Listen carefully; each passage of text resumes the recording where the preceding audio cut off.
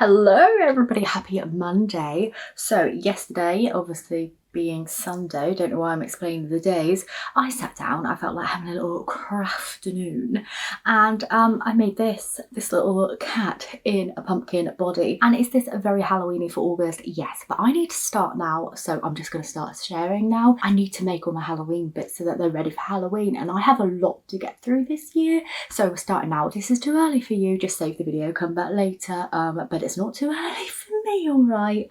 A cat in a pumpkin outfit, are you joking? So yeah, I made this yesterday and I feel very pleased with it. I did say a couple months ago that I wanted to make a few more black cat pieces because I've never really done them before. Not really a cat person, but I just feel like I need a break up with my kind of like pumpkin dolls and a few other characters that I want to bring in. I'm really into pumpkin dolls and witches, but this year I want some black cat elements. I want a little Dracula as well as obviously all my pumpkin boys. I also said I want to be making a little cat in a pot, and I did that as well, but I'm yet to edit that one, so that one will be coming in a few days. So today we are focusing on this one. I did, however, also over the weekend make myself a new pumpkin doll. Are you ready to see it? I know, look at this little boy in his fuzzy jumper. This is the jumper that I bought from the charity shop recently that said I was going to upcycle. I wanted it so I could make this exact piece, and it's turned out exactly how I had it in my head. I thought a little pumpkin dude with stick arms, stick legs, but he's wearing an oversized jumper with a star on, and I'm sorry, look, I'm gonna have a whole collection of different things going. But yeah, this guy here, made it personally for myself. It's got a tail on it, look at that. We've even got little toe beans, can you see? I felt like you can't make cats without toe beans, horrible, right? So I'm gonna show you all the tips and tricks that I did to make this, and yeah, hopefully you can get making your own. Like I said, in a few days I'm gonna be bringing the little cat in the little mini pot as well as just a different decoration piece, and then obviously later on in the year we will be decorating together. So yeah, this is just part one of the many homemade Halloween tutorials that will be coming my way. So if you haven't already, I would love if you could subscribe to the channel.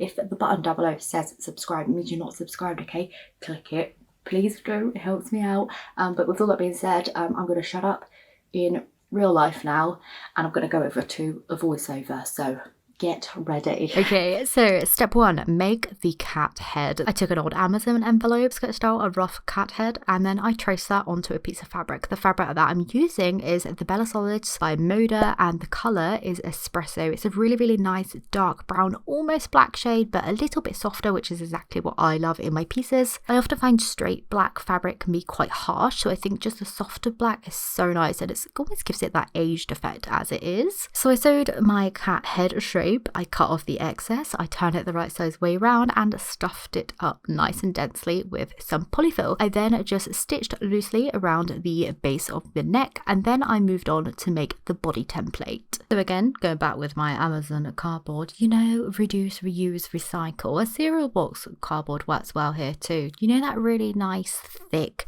but also thin cardboard? That is the stuff I love. I hoard that. When I get an Amazon package and it comes in that envelope, I'm like, yes, this is gonna be good to me, like the little crafty goblin I am. So the way that I made the template for the body, I just basically took my head, worked out how big I wanted it to be, made it slightly fatter, so then when I traced that piece it would end up being slightly smaller than the actual template, if that makes sense, because when you make it in 3D you obviously need to take into the fact that you're stuffing it. So I just made my template kind of what I thought looked about right, made it a bit fatter, and that was good. I traced that onto a doubled up fabric. The fabric that I used for the body was again by Moda from the Bella Solid range, and it is the colour Sienna. I do go back in and actually paint this, but it's a really, really nice base colour to get good dimensions of painting on, and I will explain why I do that later and how I do that, because yeah, it's beautiful. But yeah, long story short, trace that template onto some doubled up fabric, turn it the right sides way round again, stuffed it up. I then inserted the head down into the opening that I left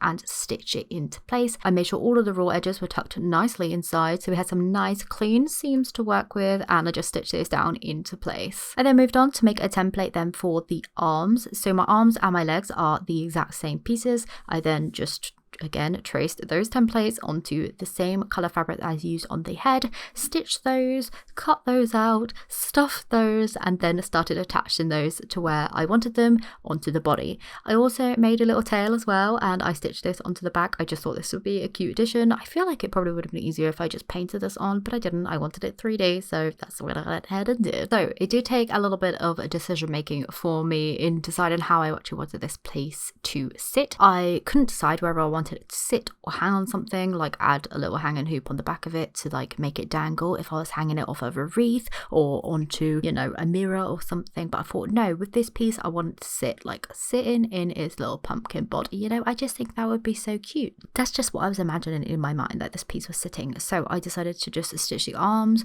just curving in slightly on the body, because I felt like that looked natural. Like if the cat was inside of a pumpkin, the kind of like arms would be bending round. That's what I was thinking in my head, and that just looked so cute. So I stitched those into place like that. And then for the legs, I made sure to stitch them kind of equally on the body. I just went along the bottom seam and I folded them, and then where that met the pumpkin body naturally, and it just felt like it would hold it down into place and just keep it sitting upright, that's where I stitched along the join, just kind of probably about an inch into the leg. So then the legs came out of that bottom seam, but then sat at an angle, and it all stayed into place. Hopefully that makes sense. Obviously, if you want your piece to be just regular dingle dangle legs falling out of that little pumpkin, you could just sew them onto the bottom. But yeah, I wanted my cat to be sitting, so I stitched them into a sitting position. So back to the painting of the pumpkin and added on all of that gorgeous little details on there. So this is how I did it. I took some acrylic paint, just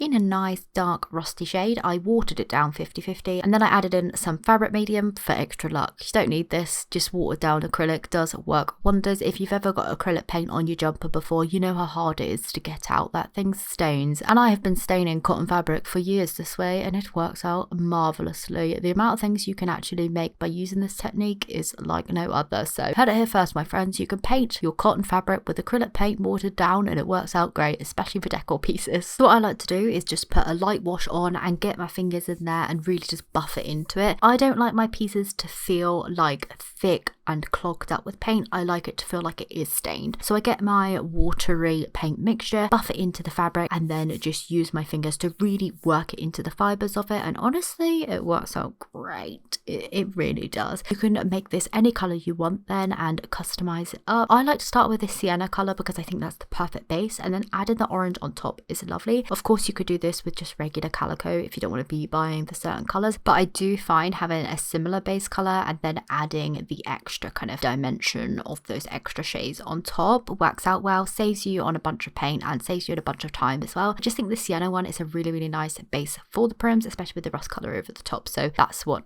I've been doing there. So next up is the fun part of getting to choose the face of your pumpkin. I've been really enjoying, okay, like the vintagey style, retro style of the jack-o'-lanterns with elongated trapeze shape for the nose. I've been liking that. Then the little triangle eyes, and then just a regular mouth. I really, really, really like that. I've also been liking circle eyes recently. I have got a DIY coming soon. I'm making like a 3-in-1 trash to treasure DIY, and I've got 2 done.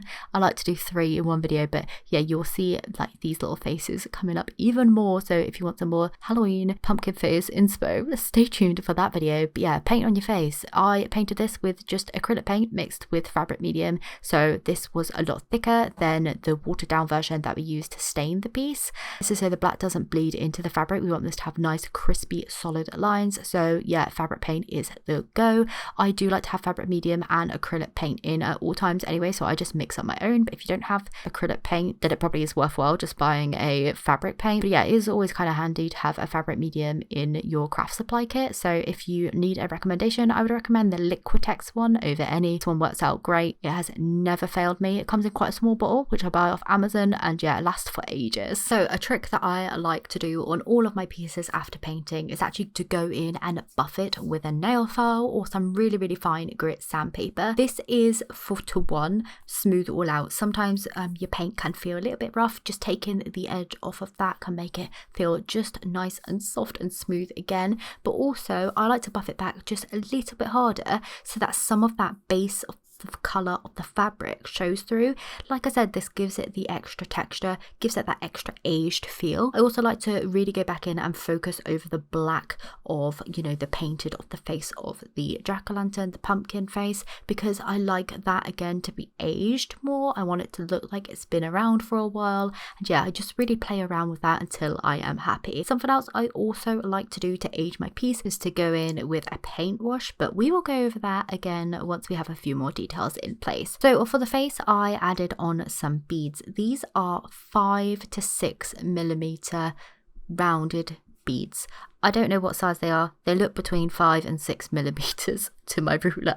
I need to get one of those like caliper things that actually measures beads. That's going to be so helpful for me in the future. I actually think I might already own one of those, but that is not the point of today's video. I have this little set of beads, which I again got from Amazon. I highly recommend this set. They go from 3 mil up to 7 mil, I think it is, but the range of these beads is great. I make little tiny decor pieces. I use the kind of like second biggest ones for most of my pieces, and this size here is just great. Honestly, you have so many different size eyeballs on hand, and yeah, so handy. So I used the middle size for this little cat. I wanted bigger eyes than my usual pumpkin boys and my other kind of prim dolls, because I feel like when you're doing cats, when you're doing dogs, they need to have bigger eyes, just a little bit kind of out of proportion to make them even cuter. Don't know, yeah, that works in my brain. When I sewed these on, I did do a stitch through the head so that it almost quilted it and dragged it into the head a little bit. I liked how that was sitting.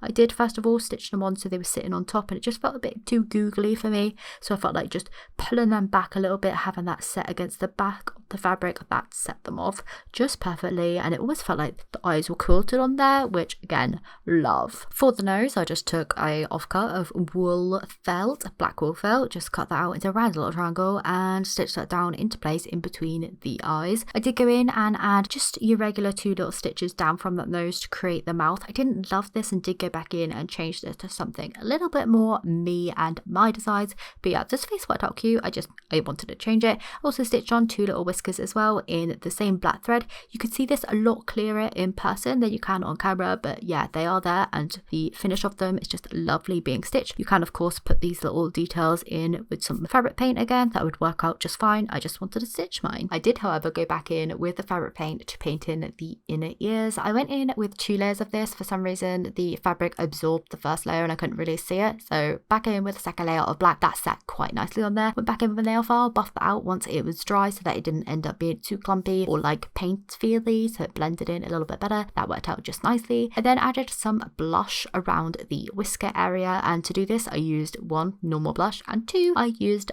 some chalk pastel. Just took chalk pastel, got my scissors, scraped a little bit off onto my desk, and then used a Real Techniques makeup brush just to buff that in. Did take a few layers to get enough colouring on there so you could see it quite clearly, but again, this is just a personal preference thing. Add as little or as much blush as you want to, just keep building it up until you're happy. So another thing that I used on my piece was some vintage lace. I found this in a charity shop recently actually, this nice bit of black lace. I knew I wanted to use it on something, and here it is, onto very own new decoration, getting its new lease of life. We love a charity shop find around here, don't we? Yes we do. So I just tied that into a bow round the piece, cut off the excess, moved it over to the side because I didn't like how those dingle dangle laces were interrupting the cutie patooted face that we actually painted on the jack-o'-lantern. So I actually just tilted that round to the side so that it dangled just over the arm, which in the end I really liked how that was sitting. How adorable is that? Okay, so paint wash time, like I was saying earlier. In order to age my pieces, I typically add a darker brown to age them and make them look a little bit dirty. That's because my pieces are usually quite light in colour, but because this baby was a black cat, although being a very dark brown cat that looks like a black cat, I wanted to lighten it up in some of the areas where the dirt would naturally kind of fall.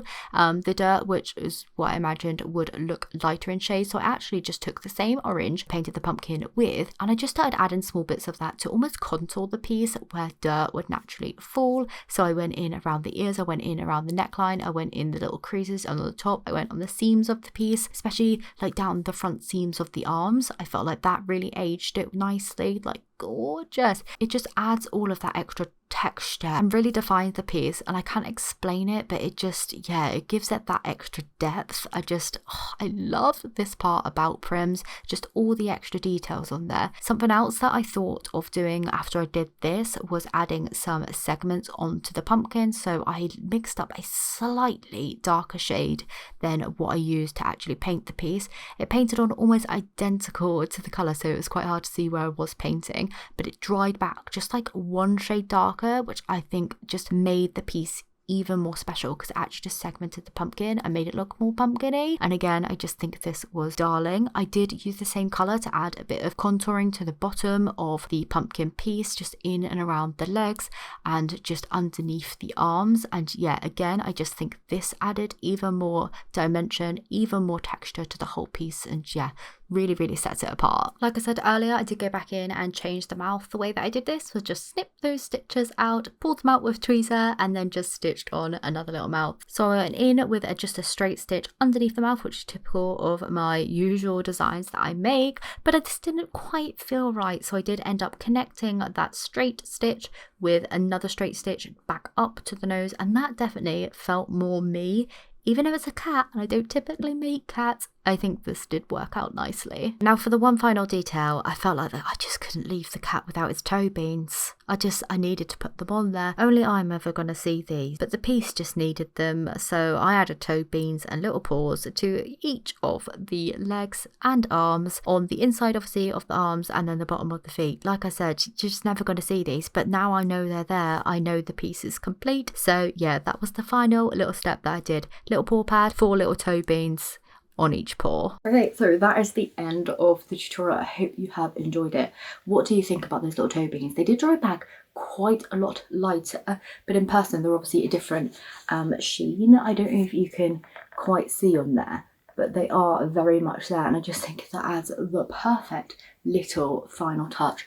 Absolutely loving how the face has turned out. It's so vintage looking, so nice. Obviously all the painted kind of like call that shading on there is lovely. It's all very soft and it's not like horrible or hard at all. Loving the face. I did obviously change out the mouth halfway through, but I think this works better for me. Love the black on the ears. Again, it's a very subtle, but it is there in person. Hopefully that's showing up on camera now. I was having trouble with my studio lights actually like that showing up.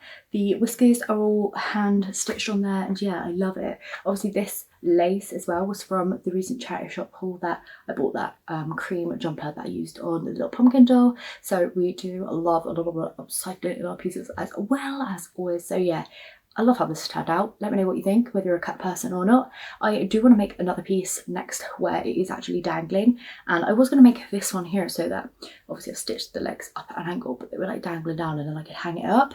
I think I'm going to make something like that because I actually want to have something dangling like Halloweeny in the kitchen. You know, like those crisscrossy accordion type wooden vintagey rack things. I have one of those in my kitchen which I like to put like tea towels and stuff on, and I want just a Halloween piece dangling off that. So I think something this sort of size, maybe not a cat now because I've already done one of those, will be perfect out there. So stay tuned to see what I get up to on that. Honestly, I do not know, but yeah, part 1 for a homemade Halloween is here. I hope you are ready, my friends, because I am gonna be here a whole load, okay? You aren't gonna be sick of me. So yeah, hopefully you enjoyed today's video. Thank you so much for hanging out. I'll see you very soon for another one. Bye.